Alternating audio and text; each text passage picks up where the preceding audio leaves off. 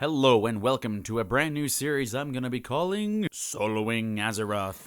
I'm your host, the Travman, and we're doing this little raid called Ulduar up in Ice Crown. You can see here on the map, I've marked out where the raid location is just in case you don't know where it is. First thing is first, we're going to run down to little Bronzebeard right there, yell at him, say, hey, let's get the show going. And the fastest way I found to get to the very back of this little corridor here, jump on that motorcycle and spam 3. Whenever it's about to hit 0, spam 3 again. Now, the goal of getting back here is actually killing the two giant guys right here, and once they both go down, the boss will finally be released. While he's coming out, we're going to kill a few of the extra ads just so they're not a pain in the butt. And I found this little corner right here by the gate where you come in is a nice place to stand, otherwise you start getting pushed back like crazy from the boss. Hammer on him, he won't do a whole lot. He will have a stacking debuff on you that will kill you eventually, so do keep note of that. Now, once that boss is dead, you can clear out the rest of the ads, and you can mount up and head to the next boss.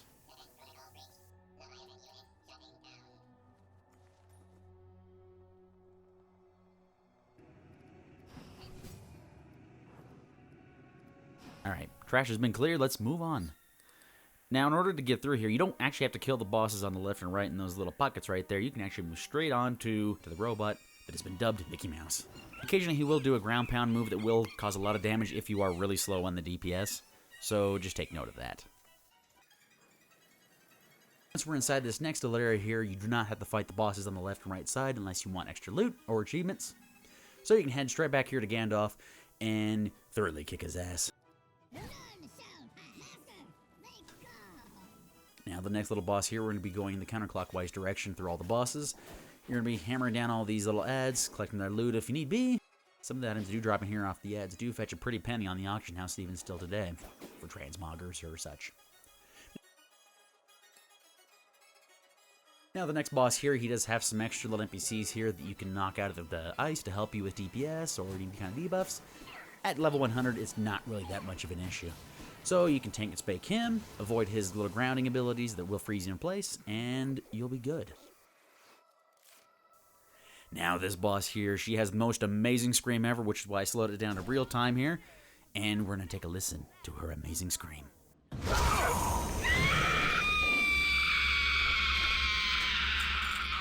Wasn't that amazing, folks?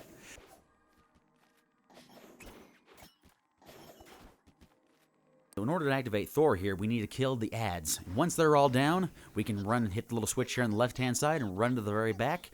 Kill all the ads on your way back, just because it cleans it up and makes it nice and easy for later. And down this little path here with the two little circles, I like to stick to the right-hand side, because sometimes, I'm not sure if it's a glitch or a mechanic, but he will actually freeze you in place for a few seconds. Make sure you whack the boss, drop down, drop an AoE, kill all the ads, kill him, ready to run. We're going to be heading to the next boss, Freya. Now, there's two little paths you can take. You can take the left-hand side if you have any kind of water walking ability, or you can walk to the right and try to navigate through all the NPCs. Freya does have a healing ability, and it might be difficult to DPS down if you're a little low on that. You can actually kill a couple of the guardians in the four corners of that room. Once they're down, she won't be able to heal nearly as quickly, and you can just tank and spank her super quick. Now, the next boss here, Mimiron, is the longest encounter in the entire raid. Now, once you get down to Mimiron, you have two choices to begin this boss battle. You can actually hit him straight on, or you can head for that little button in the back of the room there. Now, Phase 1 is a pretty easy tank and spake method, so not a whole lot going on there.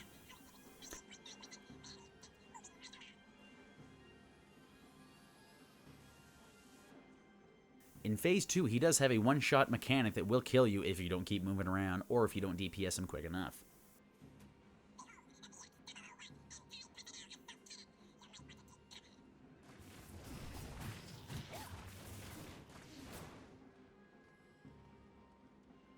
Phase 3, in which he is inside the Mimiron head, and that is the mount that will drop, but does not drop from him. No, it drops from the final boss.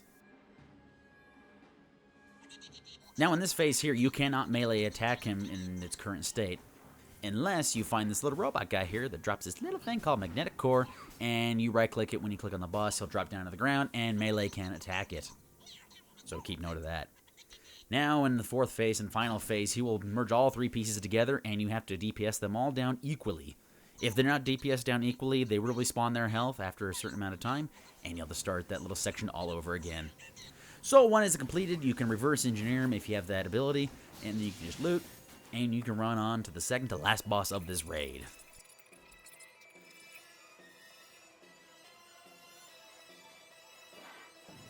Now do take note, do not talk to any of the NPCs in these four corners here because you do not want them active for the final battle. If any one of them are active and helping you, you will not be able to get the mount to drop from the boss. So do take note of that.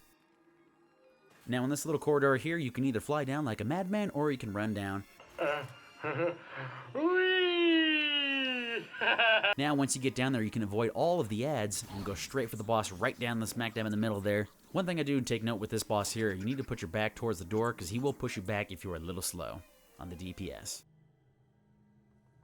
Now we've entered the final stages. Yogg-Saron.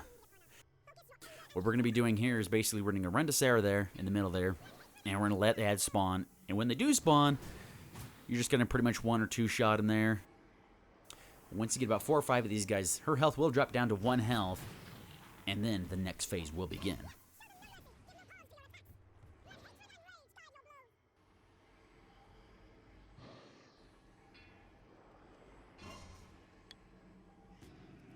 Now, once her health does reach 1, you're going to want to get out of the middle of the arena as quickly as possible.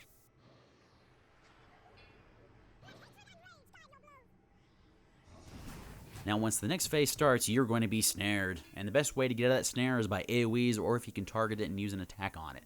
Most of the time, it is one-shottable to get you freed, and you'll be able to move freely throughout the room. Now, do take note, up in the upper right-hand corner by the mini-map, you do have this thing called Sanity. If Sanity does reach 0, you will die. And that is not cool. The main thing is here, run around the boss, keep knocking yourself out of the little tentacles that grab you, and kill any other little tentacle ads that do spawn up, because they do cause debuffs that are a pain. So do keep note of that. Now, in a few seconds here, the portals will be spawning, and we're going to be going to an alternate room.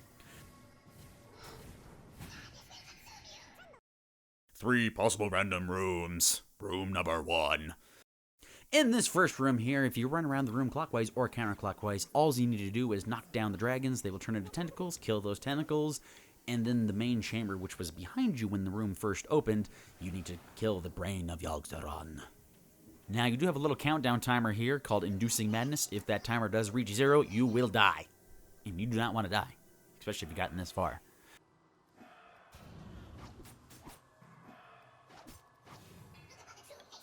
Room number 2. This one's super easy as Frost DK. You have 3 groups, bam, bam, bam. If you just AoE all 3 of those groups, they go down super quick, and you're able to go into the boss chamber and then whack him and beat the crap out of him.